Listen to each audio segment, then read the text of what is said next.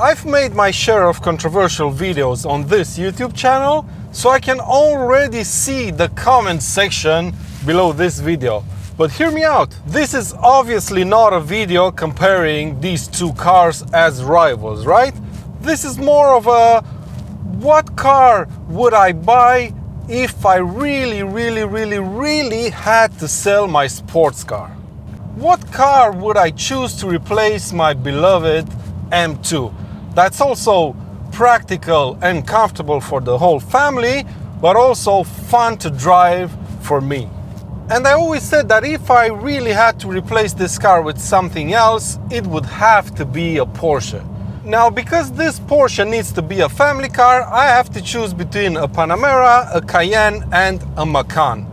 And because the first two are quite expensive and out of my league completely, I would have to go for the Macan.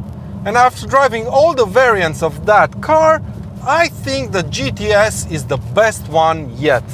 So before we drive these two cars back to back and see what the positives and negatives of a switch from an M2 Competition to a Porsche Macan GTS would be, let's run through these two cars' specs first.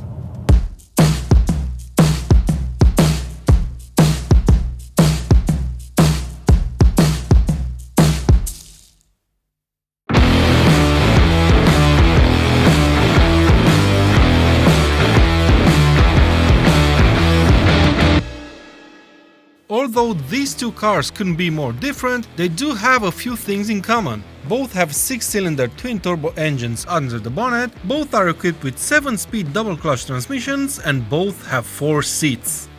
Ish. The M2 produces 410 horsepower, while the Macan has to make do with just 380. 19-inch alloys come as standard on the M2, and this fixed suspension setup is your only choice in this department. The Macan, on the other hand, rides on 21-inch alloys and it features air suspension. Both optional extras, as the standard GTS comes with 20-inch alloys and regular adaptive dampers. On the practicality side, the M2 Competition's boot has a capacity of 390 liters and a regular boot opening, as you can see. The Porsche, being an SUV, features a tailgate, and that alone makes it the more practical option. Furthermore, it can carry 500 liters of luggage on the inside, quite a bit more than the BMW. The back seats are comfortable and there's sufficient space, but you can't really say there's tons of legroom and headroom. It is of course much better compared to the M2 Competition. In the BMW you have to climb into the back seats through the front doors by sliding the front seats forward, and yeah, if you're a child you sit quite comfortably back there. Not the same can be said if you're an adult. The Porsche is the more expensive car, it costs around 10,000 euros more than my M2, but you can definitely see where that money went. It has lots more standard equipment and there's plenty of optional extras to choose from. In fact, some of the options you can select on the Porsche aren't even available for the M2, such as the radar guarded cruise control, ceramic brakes and torque vectoring. But enough chit chat, let's go driving. Now, I guess it's pretty obvious to anyone that's ever driven an M2 or an M2 Competition that it's pretty difficult to replace a car like this with a Macan, for example, and not make a few compromises. The most obvious that comes to mind right now is the pin-sharp steering of this car. The way the M2 Competition changes direction is hard to fault. The steering is fast, it's accurate, and for an electrical rack, it gives you pretty decent feedback from the road. Then there's the handling. No matter how good and sporty an SUV is, it won't be able to handle like a sports car. That's not possible. I drove an X6M Competition last year, a car made by the same people that make the M2, at least in theory, and let me tell you, it's not even close. The suspension on that thing is pretty stiff for an SUV, but let me tell you, once you show it a corner or two, it just can't defy the laws of physics. It leans about quite a bit and you can't really chuck it into a corner the same way you would do in a sports car.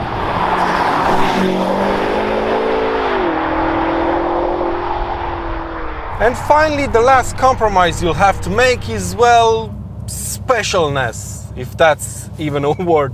Every time I see an M2 parked on the street, it doesn't matter if it's the first generation, the facelift, the competition, the CS, I just look at it and think, that's a pretty special car. These cars don't look ordinary from any angle you look at them. Just look at those hips, that aggressive front end, that superb side profile. It's just right. It is quite a special little car, this one, if I do say so myself.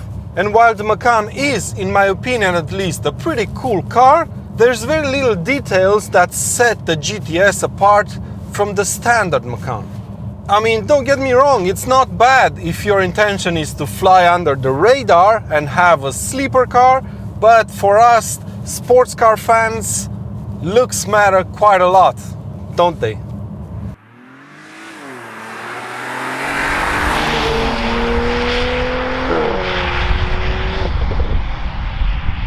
Now, driving the Porsche Macan, how does it feel compared to the M2? I hate to break it to you, but this is no sports car. Now, after driving the M2 and then straight after jump into the Macan, the first thing you notice is how high the driving position is in the Porsche. Even though the Macan is not the tallest SUV on the market, you still sit quite high behind the steering wheel. Then there's the speed. This thing is quite fast. It takes just 4.7 seconds to reach 100 km per hour from standstill, and that's just half a second slower than the M2, but the feeling of speed doesn't get translated very well on the inside.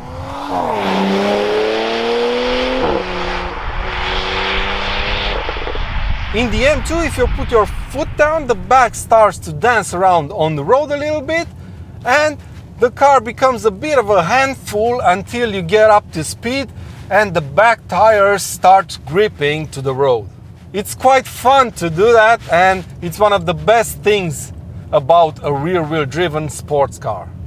But when you do the same thing in a Macan, there's really no drama whatsoever. The gearbox just downshifts a couple of gears and then you're off.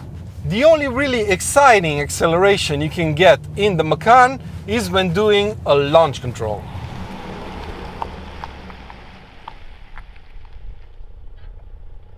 Now, launch control in the Porsche Macan GTS. I just love how simple it is to do a launch control start in a Porsche. Just put everything into Sport Plus. Left foot hard on the brake, floor it with the right one.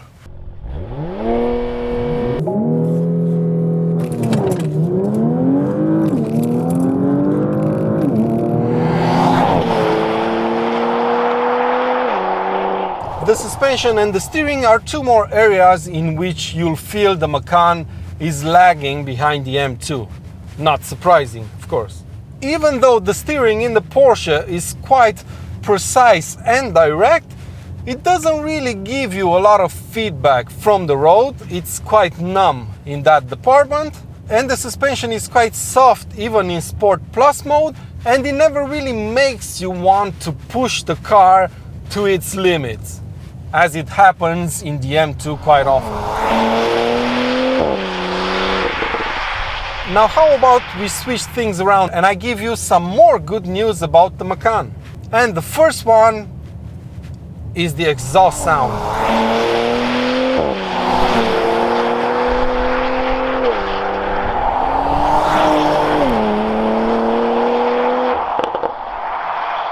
Now, doesn't this Porsche sound amazing? Now, I know the S55 in the M2 isn't really known for being the best sounding engine out there, but the RS4 power unit in this car, it sounds fantastic to my ears. Now, the gearbox, the 7-speed double clutch PDK Porsche transmission. I think after driving a lot of cars in these past 3 years, I think this one is the best on the market right now that you can get in a normal car, right? Excluding supercars and so on.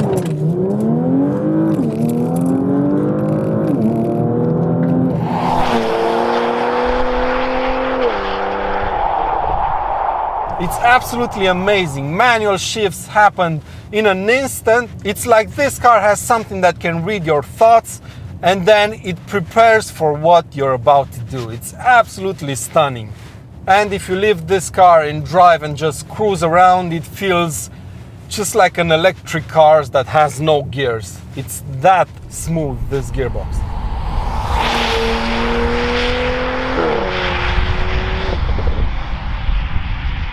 So there you go. If you really had to sell your sports car and get a family vehicle, I don't think you'll be losing that much by going and buying a Macan. Yeah, you lose a bit of speed, a bit of excitement, but on the other hand, you get a fantastic sounding engine, an amazing gearbox, some more comfort, practicality, and a four-wheel drive system that also lets you have fun when you're out and about on a B-road. Now, based on the idea of this video, let's start a discussion in the comments down below. Let me know if you really had to sell your sports car and get a family vehicle, which one would it be and why? But that's been it for today's video, my friends. I really hope you've enjoyed it. I've tried to do something different this time. If you did, please give it a thumbs up and make sure you're subscribed for plenty more videos to come. And until next time, take good care of yourselves and I'll see you around.